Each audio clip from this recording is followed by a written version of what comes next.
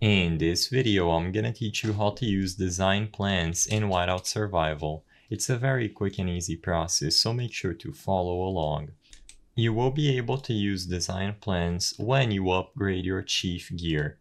Under the description for design plans, you will be able to find this, a chief gear upgrade material. So all that you have to do is select any piece of chief gear that you would like to upgrade using the design plans, and then select gear enhancement.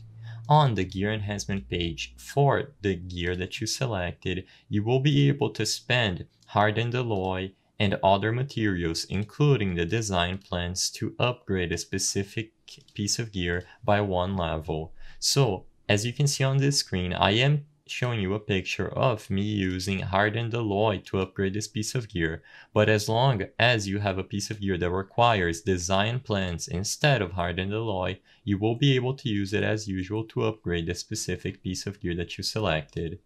I hope I was able to help you on how to use design plans in Whiteout Survival. If this video helped you, please be sure to leave a like and subscribe for more quick and easy tips. Thank you for watching.